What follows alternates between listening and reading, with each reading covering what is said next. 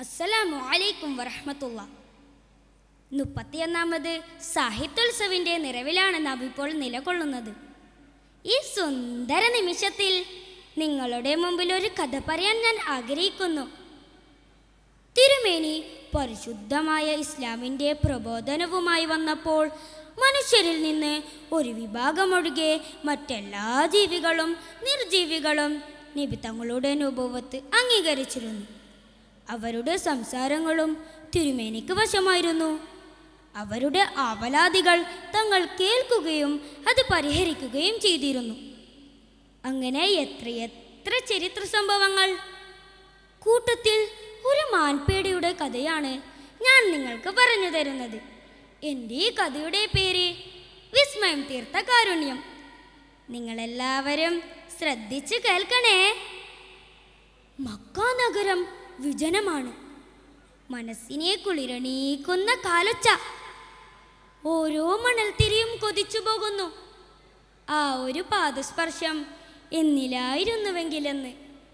ആ കാലൊച്ച മറ്റാരുടേതുമല്ല, ലോകാനുഗ്രഹി തിരുനബിയുടേതായിരുന്നു. മരുഭൂമിയിലൂടെ നടന്നു നീങ്ങുകയാണ് തിരുമേനി. അല്പം കാടുകൾ നിറഞ്ഞ സ്ഥലത്തേക്ക് എത്തിയപ്പോൾ ഒരു ഏങ്ങിക്കരച്ചിലിൻ്റെ ശബ്ദം. തങ്ങൾ ചുറ്റും നോക്കി. അപ്പോഴതാ ഒരു മലമേടൻ കിടന്നുറങ്ങുന്നു. തൻ്റെ അരികിൽ വലയിലകപ്പെട്ടൊരു മാൻപേട. ആ മാൻപേട തങ്ങളെ കണ്ടതോടെ കരച്ചിലിൻ്റെ ശബ്ദം കൂട്ടാൻ തുടങ്ങി. കണ്ണുനീരൊലിപ്പിച്ചുകൊണ്ട് മാൻ നബിയോട് പറഞ്ഞു, നബിയെ, ഞാൻ പ്രസവിച്ച് 3 ദിവസമേ ആയിട്ടുള്ളൂ. മക്കൾക്ക് ഭക്ഷണം തേടി വന്നതാണ്. തങ്ങൾ എന്നെ രക്ഷപ്പെടുത്തിയാലും. ഉടനെ തന്നെ നബി തങ്ങൾ മലമേടനോട് പറഞ്ഞു, ഈ മാനിനെ അയച്ചുവിടൂ. അതതിൻ്റെ കുഞ്ഞുങ്ങൾക്ക് പാലൂട്ടി തിരിച്ചു വരും. മലമേടൻ ചിരിച്ചുകൊണ്ട് ചോദിച്ചു,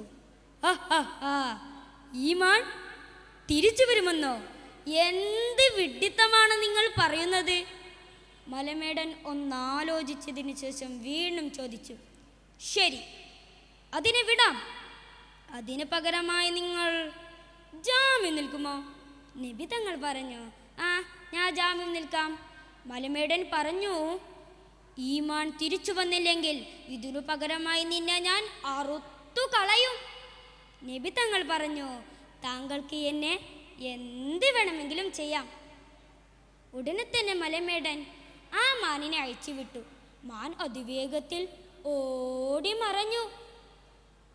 മിനിറ്റുകൾ മണിക്കൂറുകളായി മാറി.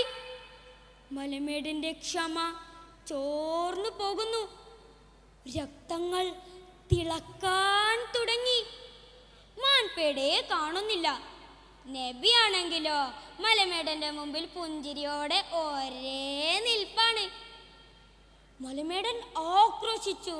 മലമേടൻ്റെ കടാര പുന്നാര നബി തങ്ങളുടെ കഴുത്തിലേക്ക് നീളാൻ തുടങ്ങി. ഇത് കണ്ടു നിന്ന വൃക്ഷങ്ങളും മണൽത്തരികളും പൊട്ടിക്കരയാൻ തുടങ്ങി. അപ്പോഴതാ പൊടിപടലങ്ങൾ പറത്തിക്കൊണ്ട് അതിവേഗത്തിൽ ആ മാൻപേട ഓടിയെത്തി. ആ സാധുവായ മാൻപേടയുടെ അവസ്ഥ കണ്ട് നബി തങ്ങൾ ദുഃഖിതനായി. മാൻപേട പറഞ്ഞു, പ്രവാചകനെ, എന്നോട് ക്ഷമിക്കണം, ഞാനെത്താൻ അല്പം വൈകിപ്പോയി.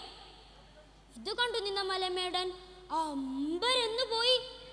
ഞാനെന്താണ് കാണുന്നത്? നിങ്ങൾ പ്രവാചകനോ?